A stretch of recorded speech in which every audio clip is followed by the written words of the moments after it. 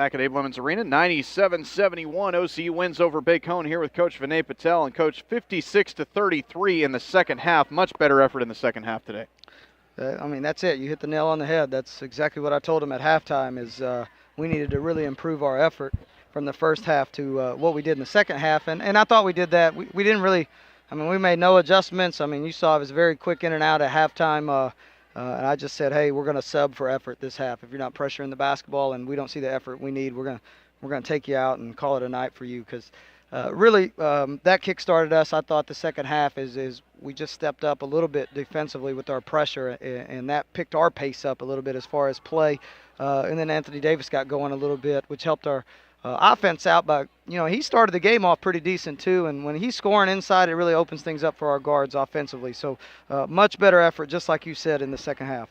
Anthony Davis, last game out against John Brown, probably would have thought that was his best game up to that point of the year, and he goes out and he eclipses it. 17 points, 16 rebounds today for AD. What did you think of his performance?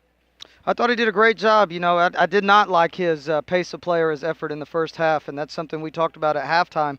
And, we kind of challenged his effort as far as what he did in the first half. I told him, he went 4 days in a row in practice in here where he looked like an All-American, and then came out here.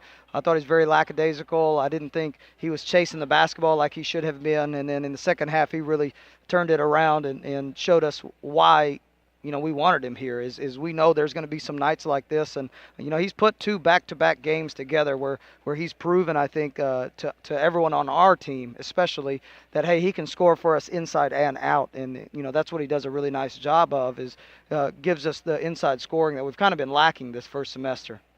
43-25 in rebounds as a team. Probably expected that you would have the rebound advantage given their size on the inside, but or lack thereof. But 43-25, that's an impressive advantage on the boards.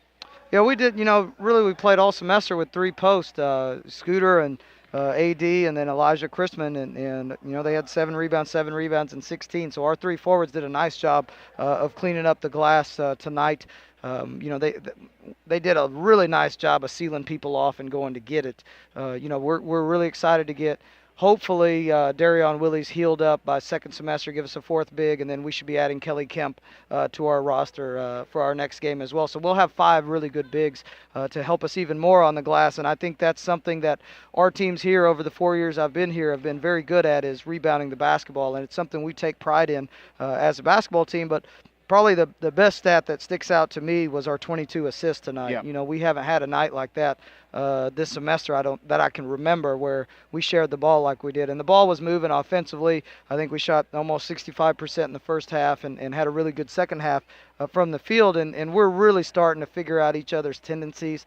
And I knew that was going to take some time with all the new faces we added to this roster. So, as we're starting to figure out what each other does, we're starting to find each other a little bit better as well. And it was really nice to see Trey Bryant play to close this thing out. He's had 4 pretty good games in a row, but I thought this was kind of a breakout game for him as far as looking to score a little bit more aggressively, and it was good for him to see the basketball go in because he is a really good shooter. He hasn't proven it this semester, and tonight he really proved, and he found a stroke from the three-point line for sure.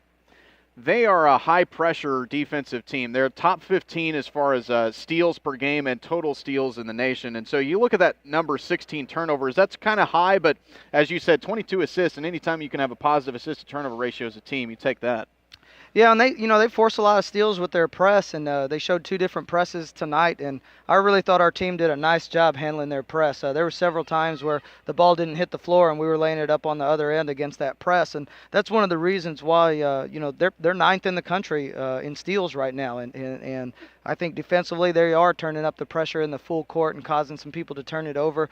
But I really like the way we handled it against their press. We got a couple teams in our league that do the same thing. So for us to see that today and handle it as well as we did, I was really proud of them for that.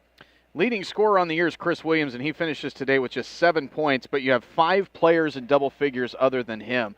That's big just for the depth of this team, to be able to put 5 players in double figures and win a game going away when your leading scorer is held to just 7 points.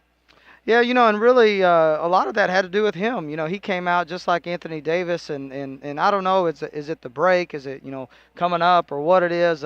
he was kind of like that for a practice or two this week, and he's had a really nice semester, and he's a very good player for us. So it was a little bit discouraging to see it in the first half from him and Anthony Davis, and I thought he did a much better job in the second half. He came in, got a few buckets right away, but it just shows you how deep this basketball team can be and how many different weapons we have, and we still haven't seen a couple guys, with Darion Willies and Kelly Kemp, and I think Kelly Kemp's going to be a really fun player for fans to watch second semester because he plays with more effort than anybody on our team, and I've told everybody I think he's one of the most toughest kids on our basketball team. So, to add two other guys that we haven't seen yet and have these guys score the way they're doing, I'm really excited to see what this team can do second semester because, I thought we did a really nice job this semester of putting ourselves in position to hopefully have a very good spring.